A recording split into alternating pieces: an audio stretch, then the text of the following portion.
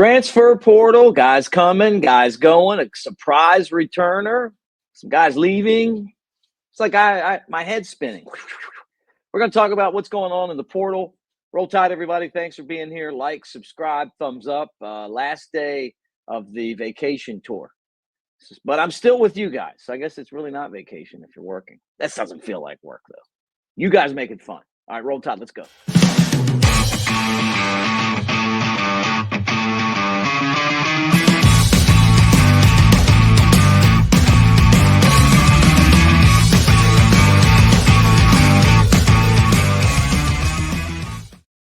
All right, what do you say? Welcome to the show. Mick Gillespie, like, subscribe, thumbs up. Thanks for being here as always. And I guess like at this point in time, it's going to be, let's figure out what we can talk about that has to do with the transfer portal, because guys are coming and guys are going. So I know last time we talked, Jaron Hamilton, Amari Jefferson had both two wide receivers had gotten into the portal.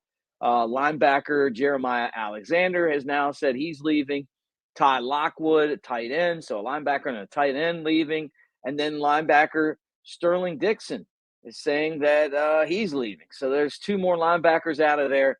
And then offensive tackle Elijah Pritchett is leaving as well. Now, remember last year Pritchett was going to leave, and then they brought him back. They talked him into staying, or something happened, and he decided to stay at Alabama.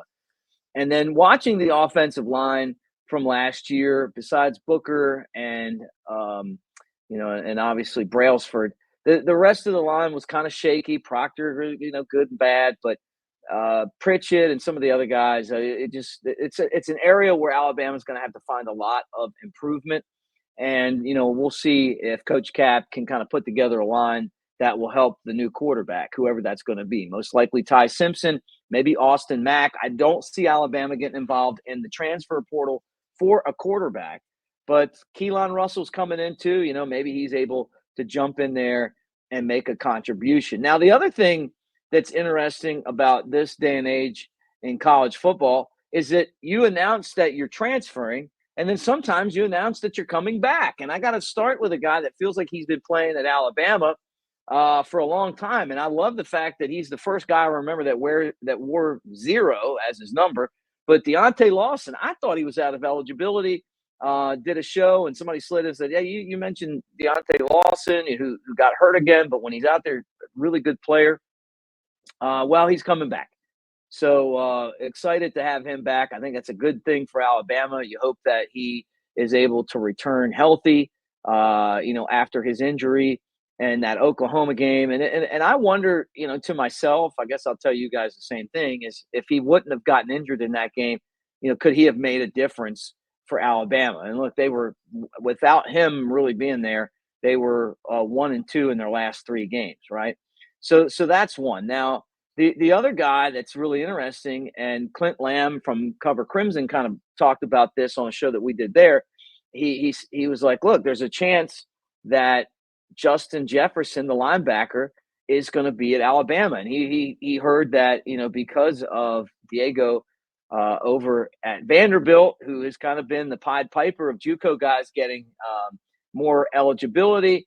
Now that means that Justin Jefferson has more eligibility, and he is coming back to Alabama. So that is a really big piece of news for Alabama. I'm sure a lot of you guys know that already, but as you return from whatever you're doing and kind of hit things on the Sunday, you're like, what? Hey, that's not a bad thing. Now, another guy that's coming back that announced that is defensive lineman Tim Keenan. Okay, let's get him back, man.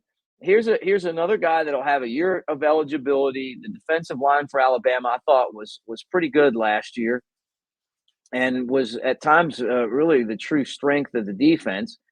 And it was good to see him back. Now, another guy who apparently has, according to On3, signed papers to transfer is King Mack. I hate to see King Mack go just because I love his name. So who knows, right? I mean, every time you turn around, this is the way that life goes now. On the other front, Bama lining up some visits and obviously tried to land some guys. They had Two guys in town yesterday, and you wonder how that's going to turn out. Bama hasn't really signed that many guys out of the portal yet, just a handful. But two guys in Tuscaloosa, and I don't think they're bringing you in unless they really plan on doing something with you. There's a reason why. So Bama with visits from a couple running backs, got, obviously with Justice Haynes rolling out, some opportunities at that position.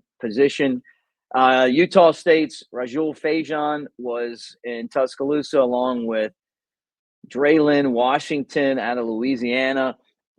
Curious to see how all of that turns out. I feel like this is a spot where you get somebody that maybe could be – I know, look, everybody would want to have Jahmyr Gibbs type ability, but I love those guys that can catch the ball and kind of run the ball as well. It feels like that would be a great fit for this offense. We saw Jam Miller doing a lot of that. In some of Bama's best wins this year, you look back and it was Jam making catches. Georgia's probably tired of seeing him score touchdowns on passes. So those two guys made their visit to Tuscaloosa.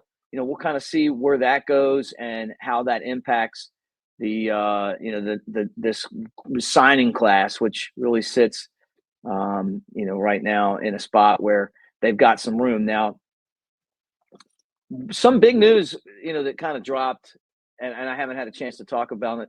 Colin Hitchner is not returning to the coaching staff. First guy that was, maybe let go by Kalen DeBoer. Apparently it wasn't anything to do with on-field stuff, but, maybe DeBoer and him really didn't see eye to eye.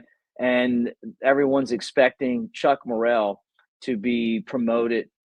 He was Alabama's special assistant to the head coach and a longtime friend of Kalen DeBoer. Now, the other thing that's kind of floating out there that's, we're going to keep an eye on is that there's a possibility that Ryan Grubb's NFL stint may be over in 1 year. Now, we'll find that out. Would he really be leaving Seattle after 1 year?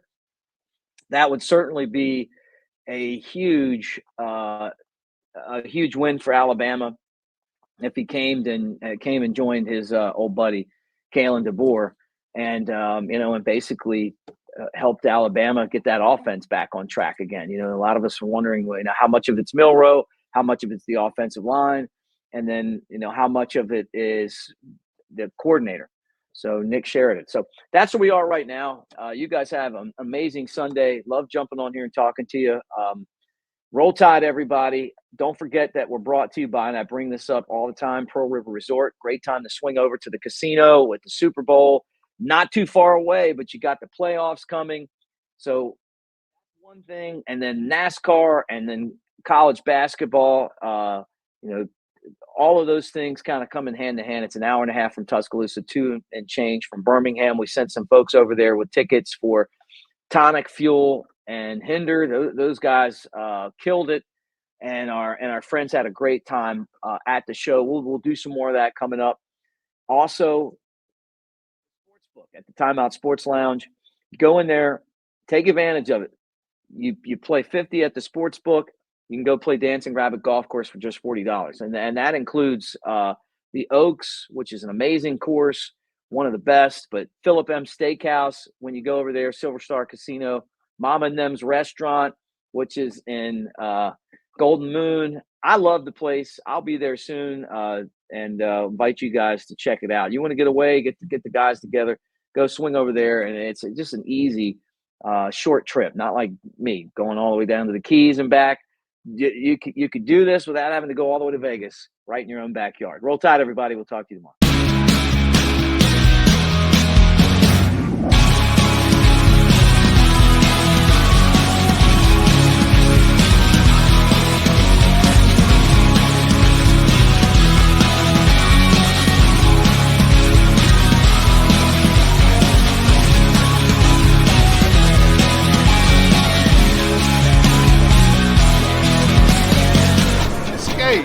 To Pearl River Resort.